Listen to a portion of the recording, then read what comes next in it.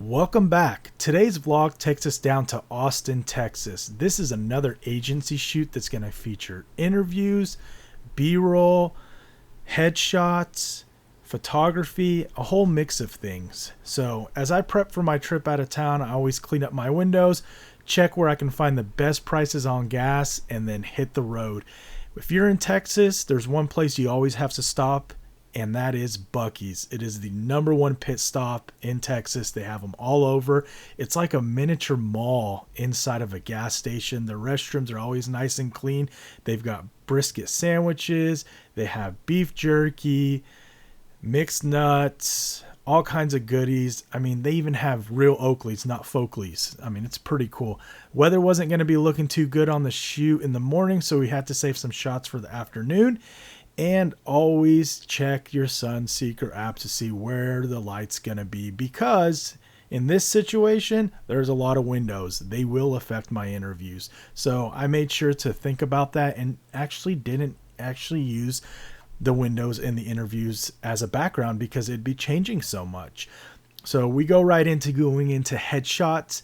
Headshots, one after the other. You've got to make everyone feel comfortable, help them with poses, get their confidence up, and find that perfect smile, that perfect tilt of the head, and the look that fits them best. It takes time to do it, but in the end, you get great results that look like this.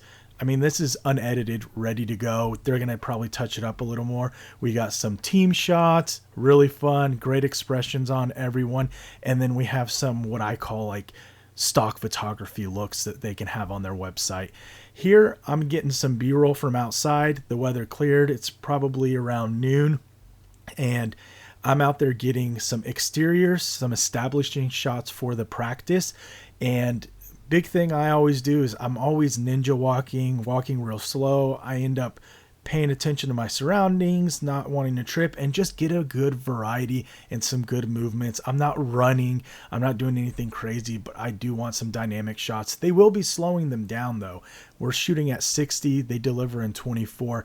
And in this shot, you're actually seeing a side-by-side of my 360 camera and the actual uncut shot that I got at that same moment. So you can see how much movement I have down below compared to the actual shot. This has no stabilization, nothing else done to it. It is just straight out of camera and straight out of the 360 cam. And with this type of shooting, it's not like your normal stuff where you'd be cutting each movement and cutting camera. I am at a very tight schedule, so I just go with it. If I see something, I may have 3 or 4 or 5 good movements in one clip. The client is okay with that. Some clients want you to be very clean and cut. I'm not able to do that on these shoots, or I would lose shots. I don't have the output in light to be able to get the windows in the background, and it is a partly cloudy day, so I opted to shoot into a wall. We have a 6x1/4 grid with a 200D Amaran light shooting in here to hit the subject. We have a packing blanket down below to help dampen the echo, and there's our boom mic. And then we have 2 A7IVs with a Zoom F3, and then we have DJI mics, and that is just 2 stands with a crossbar. If you want more details, ask below. I didn't get to capture too much of this. Now this portion is really important.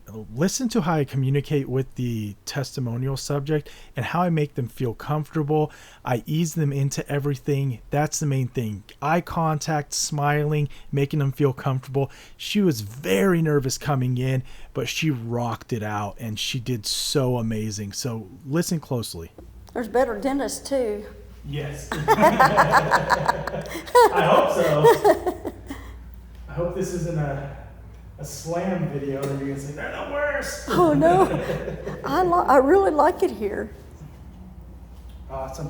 So we're going to talk about a few things. The first portion of this is what we call kind of like the practice overview, and we're going to talk about the practice itself. And then the next portion, we're going to talk about a treatment that you've had. Okay. So for me, with these questions, I'm not going to be in the interview. It's just going to be you. So what's really cool is, don't worry, they're going to cut it up. So it's not going to be continuous. And the advantage of that is if you heard us kind of running around with the other patient, we're going to go and get you walking in and greeting. We're gonna have you sitting back there, and that stuff is just gonna lay over it. So, Oh, okay. so it'll be like, hi, my name is, and then it's gonna cut to you walking in, you sitting down, you grabbing coffee. So then if we goof something up, it all gets corrected and no one will even know. Okay, and then you can edit too. I mean, filter. Yes, we're gonna make you look amazing. We're gonna make it look good. I don't have a camera going up your nose or anything. So. No, you talk about my nose. Oh no. But with these questions, we're gonna get you to state the context of the question in your answer, and what that means is just simple as can be. If I say, "What is your favorite color?" you don't just answer blue. You say, "Blue is my favorite color." Okay. Because the question won't be there, and I won't be in there. Okay. So then, and I'll help you with that. Okay. So we'll just start off with, tell us your name, and I'm a patient of Green Dentistry. So my name is, and I'm a patient of Green Dentistry. Hi, my name is Kathy, and I'm a patient of Green Dentistry. Perfect. And what first made you come to Green Dentistry? I was looking for a dentist, and I needed to find a dentist that was in an area that I could come into, and I saw them on the internet, on Facebook, or not Facebook. Oh, God, do this again. Okay, and then remember, we're going to state the context. So, what made me first decide to come to Green Dentistry, or the reason I came to Green Dentistry was, so the context, remember? Okay. Yep, so we'll do it again. So, Did I say, like, I was looking for a dentist? Yeah. Okay. And that's what made me come to Green Dentistry after, or whatever. Okay. So, what first made you decide to come to Green Dentistry? I was looking for a dentist, and I was looking online, and Green Dentistry popped up, and I looked at the map and the area they were in, and it looked very nice and very clean, and so I gave them a phone call and came in. So now we're jumping into the B-roll portion. Each testimonial interviewee gets B-roll footage as well. We overlay that with their voiceover, and it ends up being a really good and dynamic testimonial video. So here I'm guiding the talent. We're having a good time, smiling. I'm saying, okay, so now you're done with her. Get on up. You're going to get with the office manager, and we're going to act like you're discussing something, whether it's treatment, financing, just options, whatever it may be. So here I go. Got to be very dynamic. So I'm directing, I'm producing, I'm shooting the shots, I'm coaching them on what they need to be doing, making sure that they're reacting well, they're not looking at the camera. And it's a lot to deal with, and it's very fast paced. And we've done photography today. We did headshots, group photos, shots like this for photos.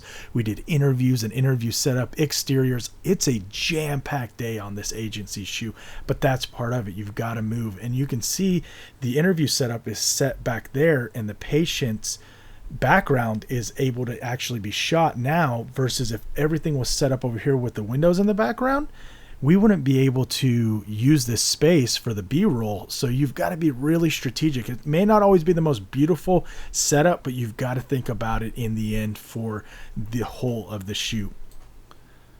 So here's the shot that I was just getting that you saw on the 360 camera. They're chatting it up with each other, looking over paperwork with a clipboard. We have a little bit of depth.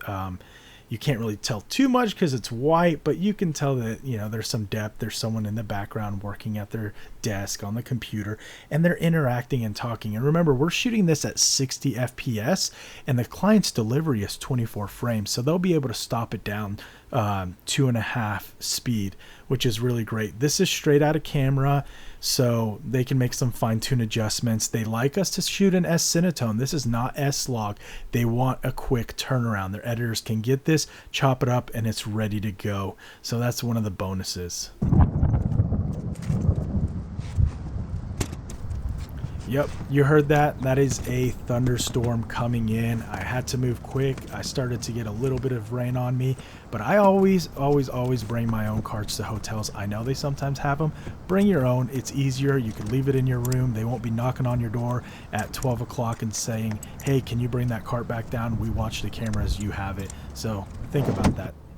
So here are my cases. I have my lenses here. I have a 24-70 Sigma 2.8, Tamron 17-28 2.8, 24 to 105 Sony f4, 50 mil f 1.2, and then tucked in over here I have an 85 1.8. I have Sony batteries here in this pouch. I have a little gray card that kind of pops out like your standard reflector. Have that tucked in right there. I have my DJI mics, wireless mics right there. I have my Zoom F3, a Shinobi monitor, real lightweight, simple. I mean, it weighs nothing. And then I have an FX3, A7IV, A7IV. I have a duster. And then these guys are amazing. What these are little wrenches. If you have a polarizer and you get it stuck on a lens, or you do stacking rings, step up, step down rings, and it gets stuck, you can use this to wrap around it, get some good tension on it, and then give it a spin, and it'll help knock it loose. This and another one, and you're golden. So I always keep them in my kit because I don't want to be struggling with that in front of a client or someone else. And then I have odds and ends up here. I have SD cards, more rings, lens caps, body caps. I have 2 lavs here for the DJI mics, my Zeiss wipes, and then odds and ends, little screws and quarter 20 camera screws and things like that. Moving on over here, these are batteries.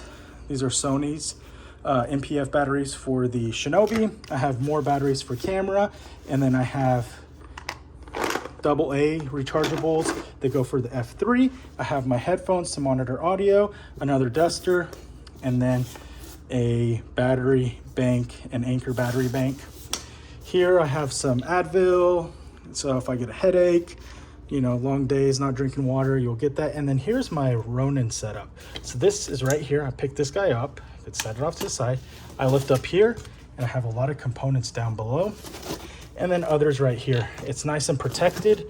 Don't have to worry about it getting damaged. I wanted to have it packed out on the way down here, and then I'm gonna build it out tonight, so when I go to the shoot in the morning, it's ready to go. There's no build out time, and I'm probably gonna tech all these cameras, make sure we have all the right settings, batteries are inside, everything's formatted card-wise, and we're ready to go and jump into the shoot without issue. And then over here, we have a decimator. This converts HDMI signal to SDI. We have a little XLR. Always keep a little guy like this around. And the reason is you could forget your XLR cable or it could go bad. This you could still connect right here, and then you could just connect that to the boom pole or the mic, and you'll be good and dandy, and you won't have to worry about a long XLR cable. HDMI cables here, charging cables, all kinds of things like that. So these are my 2 setups. These cases are actually Pelican 1510s. Pro tip of the day right here. What do we have? A Prompter People teleprompter. This guy retails for, I think, $800. Has its own little case, which I'll probably make a hard case for. Nothing too crazy, too fancy, but it's designed for an iPad. So you have your iPad right here, and then you have this portion that clicks in here. Look how steamy it is. I just wiped these guys off to check if it was good and make sure there's no scratches on it. You could actually see my wipes in there. But why am I showing you this? What's so special about this setup? So teleprompters are very useful for corporate work, commercial work. CEOs, executives, they love using them. It makes their job easier, makes everything easier. But the reason I got this was, first of all, I'm heading out of town today, and I am going to Austin. So I always look in areas that I may be passing by, or if I can make a stop and make things shorter, I'll make a trip. And all right, so what I wanted to talk about is there's always opportunity, especially when you're traveling. When you're traveling, a lot of times you can get good deals on things that you normally couldn't get in your market. So let's say you're going to California and you only packed one check bag and you're allowed 2 check bags back, or even if you maxed everything out and you get there and all of a sudden you get a smoking deal on some gear. I mean, it's crazy. Someone's getting rid of everything and they're giving it away, like awesome prices. sometimes it may be beneficial to go and pay for a, who knows, $100, $50 used thing of used luggage off Marketplace or OfferUp or Craigslist, whatever you use, and fill that up with camera gear. Pay the $70, the $50, whatever, to bring it back with you, way cheaper than shipping, and you got a great deal. I always look at OfferUp, Facebook Marketplace, Craigslist, and any other local selling platforms for bargains. And that's how I got this teleprompter. I was looking around, noticed that someone had one listed for $500. I looked at what the retail price was. It's $800 retail. And I was like, okay, $300 off, that's not that good of a deal. I started communicating with the guy and came out to be in really good shape. Everything was perfect on it. And I started talking with him and said, hey, can I make you an offer? Because I've bought these pretty cheap before, which I have. I could even prove it because I screenshot the stuff, but I was like, $300. He said, sure. And we met up. I'm headed out to Austin right now. I swung by Fort Worth. I was leaving Dallas, went through Fort Worth, and it could take me straight down to Austin. 35 on each side of Dallas and Fort Worth will take you straight down to Austin. So it added, say, 30, 40 minutes to my trip. Not a big deal, but you know what? I saved $500 on that teleprompter. And the reason I got it is I want a backup teleprompter. And this one has a holder for iPads. And the iPad clicks right in and it's ready to go. So yeah, really keep that in mind when you're looking around or traveling. Instead of always just doing fun touristy stuff, think about your business, because going to do touristy stuff is great, but if you could also be smart and look at it as a 100% business trip and do things and make moves that can grow your business, take advantage of those situations to do that. And I've done that plenty of times. And a lot of my gear I've acquired, short of the electronic components, from Facebook Marketplace, Craigslist, OfferUp, and gotten really good deals on it. I mean, sometimes smoking deals where I could even purchase stuff, sit on it, and turn around and flip it and make some good money off of it because people were wanting just to get rid of stuff. And I always have a little bit of money set off to the side to spend on equipment and gear, especially when it's at a good price. I don't usually like target gear at full price, like, oh, I'm gonna go run out and buy this at full price, unless it's a necessity, or, you know, there's another reason I'm, you know, getting it and it's just, okay, well, you know, I know it's gonna get paid off on this gig. But getting stuff at a deal, that's when I'm buying stuff. And I don't buy just anything. I buy stuff that I can use, that I need. And if the situation arises where I don't have the ability to sell it, it's not selling, I still can use it and I'm still needing it, and I could sit on it and try selling it later on if I want to.